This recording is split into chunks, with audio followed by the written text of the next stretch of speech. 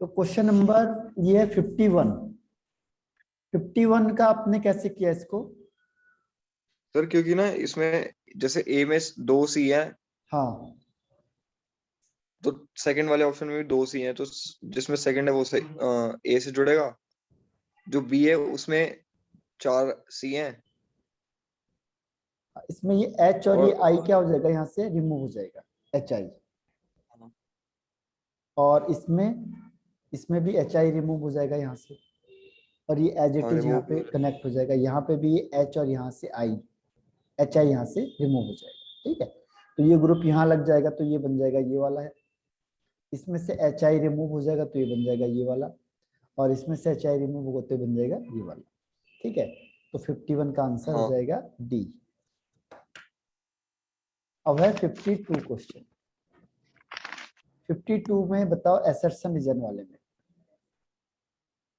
क्या होगा। देखो इसको आपको याद करना पड़ेगा एबीसीडी के टर्म्स में, क्योंकि वहां पे एसर्शन रीजन का नहीं आएगा, वहां पे सिर्फ आएगा एबीसीडी। तो उसको एबीसीडी के टर्म्स में आपको याद करना है, एबीसीडी के यस सर। टर्म्स।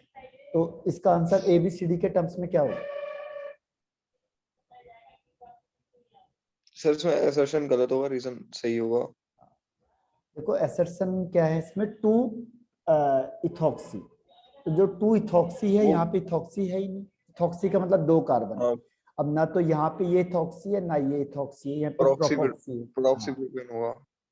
हाँ, तो इसमें ये वाला स्टेटमेंट 100% रॉन्ग है, तो ये 100% राइट होगा। तो जब रीजन राइट होता है, असर्शन रॉन्ग होता है, तो डी आंसर होता है, डी। तो ये याद रखना है, डी। Yes sir. अब क्वेश्चन नंबर 53। 53 में कह रहा है वो कि जो bond angle in alcohol is slightly more than the tetrahedral angle. और रीजन कह रहा है कि variation in bond angle of alcohol is due to repulsion between the unshared electron pair of oxygen. ठीक है, तो इसका आंसर इसका भी क्या डी होगा? है। डी। इसमें देखो क्या होगा डी। कि जो बॉन्ड एंगल होता है अल्कोहल, पहले देखो टेट्राहेड्रल एंगल, टेट्राहेड्रल में कितना एंगल होता है पता है आपको? टेट्राहेड्रल के केस में 108। 109 डिग्री 28 मिनट।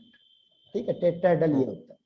अब अल्कोहल क्या होता है, अल्कोहल में भी ऑक्सीजन होते हैं, लेकिन अल्कोहल में 2 लोन पेयर होते हैं, और यहाँ पे CH3 और यहाँ पे H हो जाएगा। ठीक है, तो because of this lone pair, ये लोन पेयर क्या करेंगे, रिपल्सन कर देते हैं। तो रिपल्सन करेंगे तो ये अंदर की तरफ धकेल देते हैं, इसीलिए इसका जो बॉन्ड एंगल है वो 104 से कम हो जाएगा, जबकि कह रहा है कि ज्यादा हो जाएगा। ठीक है, तो ये स्टेटमेंट 100% रॉन्ग, तो ये स्टेटमेंट 100% राइट। ठीक है, वो कह रहा है कि जो वेरिएशन इन बॉन्ड एंगल है alcohol due to repulsion between the unshared pair of, unshared मतलब लोन पेयर, अनशेयर को क्या कहते हैं, लोन पेयर। तो जो ये लोन पेयर है इसकी वजह से तो डिफरेंस आ रहा है। ठीक है, ये लोन पेयर क्या कर रहा है, ये लोन पेयर रिपल्सन कर दे रहा है यहाँ पे ज्यादा, ये लोन पेयर इसको ये क्या कर रहा ज्यादा है, स्ट्रॉन्ग रिपेल है। कर रहा है, जिसकी वजह से बॉन्ड एंगल डिक्रीज हो जाएगा। जो बॉन्ड एंगल है वो डिक्रीज हो जाएगा, इसीलिए इसका भी डी आंसर हो जाएगा। अब क्वेश्चन नंबर 54, इसका बताओ। Bond angle in ethers is slightly less than the tetrahedral angle. There is a repulsion between two bulky groups. Sir both correct, मतलब ए। देखो इसमें क्या कह रहा हूँ कि बॉन्ड एंगल है जो ईथर का, वो स्लाइटली लेस होगा टेट्राहेड्रल एंगल से। टेट्राहेड्रल एंगल अभी हमने कहा था, टेट्राहेड्रल का मतलब होता है एंगल होता है 109 डिग्री 28 मिनट। ठीक है, हाँ असर्शन गलत होगा। हाँ। आप देखो ईथर के केस में क्या होता है, ईथर में क्या होगा, यहाँ पे बल्की ग्रुप लग जाते हैं। CH3 बल्की ग्रुप हो गया, CH3 बल्की ग्रुप हो गया, और इसके पास भी लोन पेयर हो जाते हैं। लेकिन वो कह रहा है कि जो ये बल्की ग्रुप है ये भी आपस में क्या करते हैं, रिपल्सन करते हैं, क्योंकि बल्की ग्रुप है तो पास पास तो रहेंगे नहीं, तो इनके बीच में क्या होता है, रिपल्सन हो जाता है। रिपल्सन होने की वजह से एग्जैक्टली तो मैंने देखा नहीं नेट में, लेकिन अकॉर्डिंग टू दिस ये सैंपल ये कह रहा है कि जो ये बॉन्ड एंगल है इसका वो लेस नहीं बल्कि मोर हो जाता है, ज्यादा हो जाता है इसके रिपल्सन की वजह से। ठीक है, क्योंकि तो एक्सपेरिमेंटल है, इसको तो हम जब तक एक्सपेरिमेंट करके नहीं आएगा तब तो हम कह नहीं सकते, ठीक है। वो कह रहा है कि इनका रिपल्सन इतना ज्यादा होता है कि ये जो बॉन्ड एंगल होता है ये टेट्राहेड्रल से बढ़ जाता है, यानी हो जाएगा मोर देन 109 डिग्री 20 ज्यादा हो जाता है, यानी ये वाला क्या हो गया, रॉन्ग हो गया 54 का। तो ये वाला राइट है, क्योंकि अभी हमने कहा था ये आर ग्रुप क्या होता है, बल्कि ग्रुप होता है, ये आपस में रिपल्सन करेगा, तो इसका आंसर भी डी हो जाएगा, ठीक है। एक बार इसे क्रॉस चेक कर लेंगे फिर भी, लेकिन इसके बेस पे इसका आंसर हो जाएगा D. Question number 55, oxygen of OH group in alcohol is attached to sp3 hybridized carbon, और रीजन है the COH bond angle in alcohol is 109 degree 28 minute. इसका क्या होगा, A, B, C या D? इसका शायद बी होगा कि assertion रीजन करेक्ट है लेकिन रीजन सूटेबल नहीं है। नहीं, इसमें ऑक्सीजन है ना, ऑक्सीजन की वजह से बॉन्ड एंगल इतना नहीं होता है, 109 डिग्री नहीं होता। हाँ देखो जब भी ऑक्सीजन आ गया ना बीच में और ये हाइड्रोजन है, तो ऑक्सीजन के पास क्या होता है, लोन पेयर ऑफ इलेक्ट्रॉन।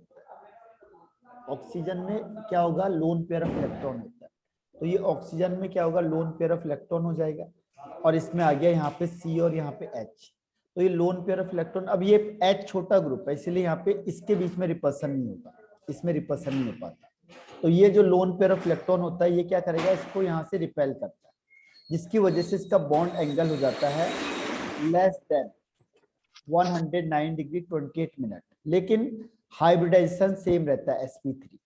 तो sp3 का टेट्राहेड्रल होता है, टेट्राहेड्रल में इतना होना चाहिए था, लेकिन ये लोन पेयर या अनशेयर्ड पेयर की वजह से क्या होगा, बॉन्ड एंगल कम हो जाता है, डिक्रीज हो जाता है, लेस देन हो जाएगा, इसीलिए ये स्टेटमेंट 100% रॉन्ग, तो ये 100% राइट। तो असर्शन राइट है और रीजन रॉन्ग है, यानी C is the right answer, ठीक है। ए बी सी डी में से C is the right answer, ठीक। Yes sir. अब आता है 56। 56 है alcohol act as Lewis base, reason है it is due to the presence of shared electron pair on oxygen which make them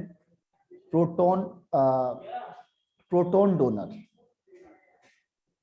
इसमें क्या है आपका आंसर, इसमें डी है।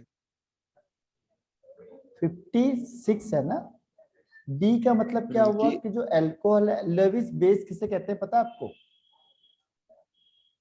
हाँ किसे कहेंगे आगे,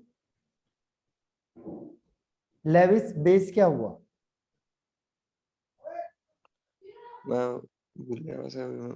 जो अपने लोन पेयर ऑफ इलेक्ट्रॉन को डोनेट करता है, ठीक है। हाँ लेविस बेस किसे कहते हैं, लेविस बेस कहते हैं जिसके पास लोन पेयर ऑफ इलेक्ट्रॉन होता है, जैसे H2O है, HOH, तो इसके पास लोन पेयर ऑफ इलेक्ट्रॉन होता है, लोन पेयर, तो ये बेस है, यानी which donate lone pair of electron, lone pair of electron, जो लोन पेयर ऑफ इलेक्ट्रॉन को डोनेट करेगा वो क्या है, लेविस बेस है। तो अल्कोहल के पास भी क्या होंगे, लोन पेयर होता है, अभी हमने डिस्कस किया था अल्कोहल में, अल्कोहल क्या होता है C2H5OH, तो ऑक्सीजन के पास क्या होते हैं, इलेक्ट्रॉन पेयर होते हैं, ये भी अपने इलेक्ट्रॉन को डोनेट कर सकता है, इसीलिए ये लुइस या लेविस बेस है, तो ये वाला स्टेटमेंट राइट हो गया। रीजन है इसमें it is due to presence of share pair of electron, share नहीं है बल्कि अनशेयर पेयर ऑफ इलेक्ट्रॉन होना चाहिए, ठीक है, शेयर नहीं होना चाहिए बल्कि क्या होना चाहिए, unshare pair of electron on oxygen, ठीक है, which make them proton donors, ठीक है। तो ये वाला स्टेटमेंट इसका थोड़ा सा रॉन्ग हो गया, ये वाला स्टेटमेंट, ठीक है, क्योंकि जो प्रोटॉन डोनर होता है, प्रोटॉन डोनर किसकी वजह से होगा, वो कह रहा है शेयर पेयर ऑफ इलेक्ट्रॉन की वजह से। अब ये शेयर पेयर इलेक्ट्रॉन की वजह से नहीं, इलेक्ट्रोनेगेटिविटी की वजह से होता है, ये यहाँ से इलेक्ट्रॉन खींचेगा, इसको बाहर कर देगा, तो ये प्रोटॉन डोनर हो जाएगा, ऑक्सीजन की इलेक्ट्रोनेगेटिविटी ज्यादा होती है, इसीलिए ये वाला स्टेटमेंट इसका रीजन रॉन्ग हो गया, असर्शन राइट है, यानी 56 का आंसर हो जाएगा C, assertion is right but reason is wrong, ठीक। हाँ अब क्वेश्चन नंबर 57, क्वेश्चन नंबर 57 है the water solubility of an alcohol follow the order. Water solubility देखो हमने कल डिस्कस किया था, ये टर्सरी ब्यूटाइल, सेकेंडरी ब्यूटाइल हाँ, या assertion तो correct है। ब्यूटाइल अल्कोहल, और रीजन है alcohol form hydrogen bond with water to show soluble nature. Reason भी करेक्ट है, लेकिन रीजन सूटेबल नहीं है। बी किया था मैंने इसका। हाँ, इसका आंसर बी है। देखो यहाँ पे इसके बेस में रीजन सही नहीं है, इसमें इसका रीजन क्या होना चाहिए? देखो वाटर में सॉल्युबल होने का रीजन हाइड्रोजन बॉन्डिंग बिल्कुल सही है, लेकिन टर्सरी वाले में क्या होगा? टर्सरी का मतलब देखो 1 2 ये टर्सरी है, 1 2 3 5 ये टर्सरी है। सेकेंडरी में क्या होगा? 1 2 3 4 यहाँ पे ये हो जाएगा, ये सेकेंडरी है। हाँ, और एन का मतलब सीधा लॉन्ग चेन है, यानी स्ट्रेट चेन में होगा ये, ठीक है। तो यहाँ पे क्या होता है कि जैसे जैसे ब्रांचिंग ज्यादा हो गई, ब्रांचिंग अगर ज्यादा हो गई तो ब्रांचिंग की वजह से जो सरफेस एरिया है वो क्या हो जाएगा? इंक्रीज। डिक्रीज। अगर ब्रांचिंग ज्यादा हाँ, जैसे ब्रांचिंग से डिक्रीज हो जाएगा, ब्रांचिंग नहीं होगी तो इंक्रीज होगा। तो इंक्रीज होगा, ब्रांचिंग ज्यादा हो जाएगी तो सरफेस एरिया कम हो जाएगा। तो सरफेस एरिया आर जितना कम होगा उतना क्या होगा? सॉल्युबिलिटी ज्यादा होती जाएगी, क्योंकि आर तो वाटर में सॉल्युबल नहीं होता ना, ये वाला पोर्शन नहीं होता, तो ये जितना हाँ। छोटा होगा उतना ज्यादा बेटर है, इसीलिए ये है। तो इसका मेन रीजन ये होना था कि ब्रांचिंग ज्यादा होगी, सरफेस एरिया कम हो जाएगा। सरफेस एरिया कम होगा तो क्या होगा कि जो वाटर में सॉल्युबल है वो OH ग्रुप होता है, इसीलिए वाटर में सॉल्युबिलिटी इसकी ज्यादा हो जाएगी। तो दोनों स्टेटमेंट राइट है, लेकिन रीजन इज नॉट करेक्ट, तो बी आंसर इसका हो जाएगा। अब 58 क्वेश्चन, 58 में बताओ क्या है? Ortho nitrophenol is less soluble in water than the meta and para isomer. Ortho nitrophenol is less soluble in water, और रीजन कह रहा है कि meta and para nitrophenol exist as associated molecules. assertion तो करेक्ट है। हाँ, और reason? Reason suitable नहीं है। देखो अब मैं इसका आपको आंसर बता देता हूँ कि जो ऑर्थो नाइट्रोफिनॉल होता है वो लेस सॉल्युबल होता है, बिल्कुल सही। पहले बना के देखो इसका स्ट्रक्चर। ये फिनॉल है, ये हमने कल भी डिस्कस किया था। OH यहाँ पे आ जाएगा, नाइट्रो ग्रुप ये आ गया आपके पास, तो यहाँ पे इंटरमोलिकुलर हाइड्रोजन बॉन्डिंग हो जाती है, यानी इसी में अपने आपस में क्या हो गई? हाइड्रोजन बॉन्डिंग, उससे कहते हैं इंट्रामोलिकुलर, इंट्रामोलिकुलर हाइड्रोजन बॉन्डिंग। ये आपस में हाइड्रोजन बॉन्डिंग कर गए, तो एक दूसरे के साथ कम सॉल्युबल होगा, क्योंकि वाटर भी तो हाइड्रोजन बॉन्डिंग बनाता है, लेकिन ये जो हाइड्रोजन था वो इसके साथ एंगेज हो गया, तो वाटर के साथ एंगेज नहीं हो पाएगा, इसीलिए इसकी सॉल्युबिलिटी कम हो जाती है, ठीक है, बिकॉज ऑफ हाइड्रोजन बॉन्डिंग। अब वो कह रहा है Yes, sir. सेकंड में कि मेटा और पैरा क्या होते हैं? एसोसिएटेड मॉलिक्यूल्स होते हैं। एसोसिएटेड मतलब दूसरे के साथ कंबाइंड हो जाना, जैसे ये आपका फिनॉल हो गया और पैरा में मैंने ये बना दिया। अब एक दूसरा फिनॉल फिर आएगा आपके पास, पैरा वाला। अब पैरा में क्या होगा? पैरा में क्या होगा यहाँ से? अब ये आपस में क्या करेंगे? हाइड्रोजन बॉन्डिंग बना देंगे, या ये आपस में हाइड्रोजन बॉन्डिंग बना देगा। तो जब ये आपस में हाइड्रोजन बॉन्डिंग बनाएंगे तो क्या कर लेगा?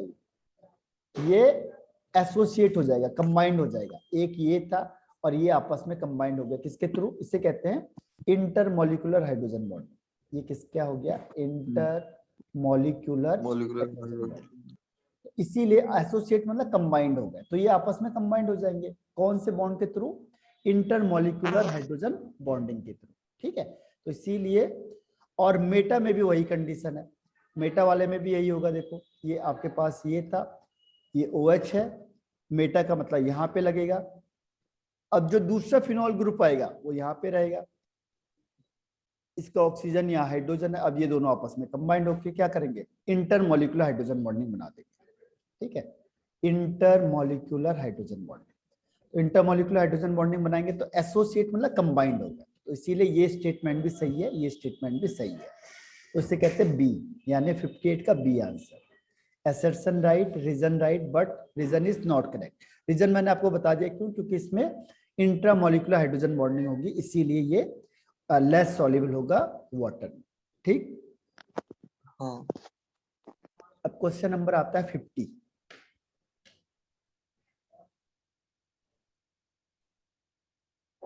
Ethanol is a weaker acid than phenol. और रीजन है कि sodium ethoxide may be prepared by reaction of ethanol with aqueous NaOH। तो इसका आंसर क्या होगा? 59। असर्शन करेक्ट है हाँ और रीजन रॉन्ग है। हाँ, मतलब एसर्शन करेक्ट है। देखो ये हमने कंपैरिजन बहुत बार किया था। ये जो C2H5OH होता है, अगर ये एसिड ज्यादा होगा तो C2H5O बनाएगा और H प्लस बनाएगा, तो इसकी स्टेबिलिटी कम होती है, ये लेस स्टेबल होता है क्योंकि ये चार्ज कहीं घूम नहीं सकता, तो कोई भी इसमें जल्दी से अटैक कर जाएगा, इसको बहुत जल्दी से अटैक कर जाएगा क्योंकि ये डीलोकलाइज नहीं हो रहा है। जबकि फिनॉल में क्या होता है कि अगर आपने फिनॉल बनाया, ये फिनॉल अपने हाइड्रोजन को निकालेगा तो इसमें बन जाता है फिनॉक्साइड आयन। अब ये फिनॉक्साइड आयन में जो माइनस चार्ज है चारों तरफ डीलोकलाइज हो जाएगा प्लस H प्लस का, ठीक है। अब ये डीलोकलाइज होगा तो इसकी स्टेबिलिटी ज्यादा होती है, इसीलिए ज्यादा एसिडिक होता है। तो फिनॉल ज्यादा एसिडिक होता है एथेनॉल से, क्यों? क्योंकि जो फिनॉक्साइड आयन होता है ये रेजोनेंस की वजह से ज्यादा स्टेबल हो जाता है as compare to phenol stability. और जबकि इसे कहते हैं एल्कोक्साइड आयन यानी इथॉक्साइड आयन। जो इथॉक्साइड आयन होता है इसकी स्टेबिलिटी कम होती है एथेनॉल से, इसीलिए ये लेस एसिडिक होता है, ठीक है। तो ये स्टेटमेंट तो बिल्कुल सही है। सेकंड वो कह रहा है कि सोडियम इथॉक्साइड, देखो इथॉक्साइड आ गया, इथॉक्साइड अभी हमने किया था C2H5ONa। सोडियम इथॉक्साइड बनेगा, किससे बनेगा कह रहा वो कि एल्कोहल को लिया आपने C2H5OH को NaOH के साथ ले लिया। तो जनरली ये रिएक्शन नहीं करता क्योंकि ये होता है वीक एसिड और ये होता है स्ट्रॉन्ग बेस। जो वीक Strong acid. एसिड होता है जनरली वो स्ट्रॉन्ग बेस के साथ रिएक्शन नहीं करता, ठीक है, इसलिए ये रिएक्शन नहीं करेगा। तो ये स्टेटमेंट रॉन्ग, ये राइट। तो कौन सा आंसर हो जाएगा? सी, ठीक है। सी। तो 59 का हो गया सी। अब 60 का आंसर देखते हैं।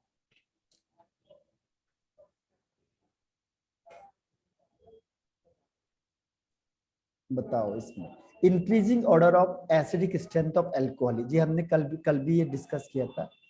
हाँ प्राइमरी ये सेकेंडरी assertion तो करेक्ट है।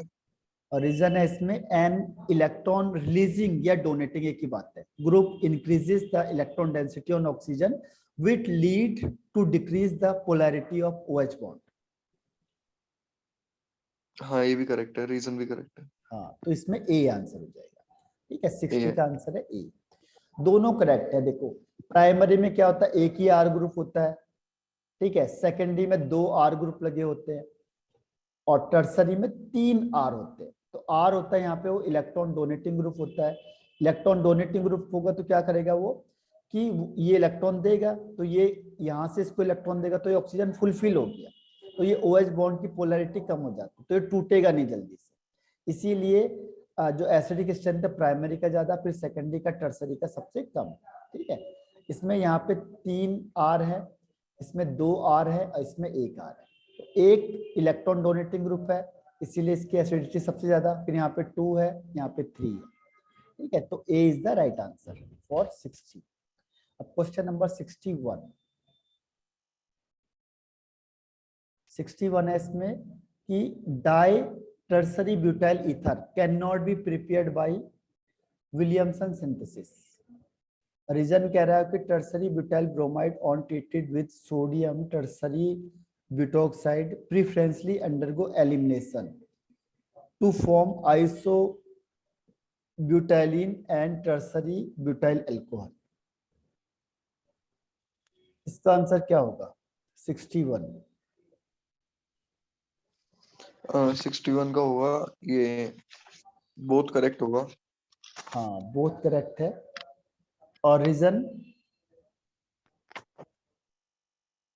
ए होगा ना, रीजन भी करेक्ट होगा।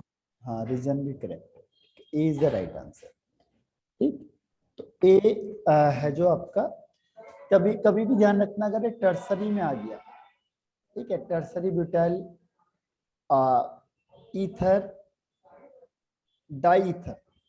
देखो डाई ईथर का मतलब हो गया दोनों तरफ है टर्सरी, जैसे ऑक्सीजन ये हो गया, टर्सरी ब्यूटाइल का मतलब 1 कार्बन 2 कार्बन 3 कार्बन, इसमें भी 1 2 3 4, तो इसे कहते हैं, ये हो गया आपका टर्सरी ब्यूटाइल। टर्सरी का मतलब देखो ये वाला जो कार्बन जो ऑक्सीजन से कनेक्ट है वो 3 कार्बन से अटैच है, एक 1 2 3, तो ये टर्सरी हो गया, ये भी टर्सरी हो गया 1 2 3, ठीक है।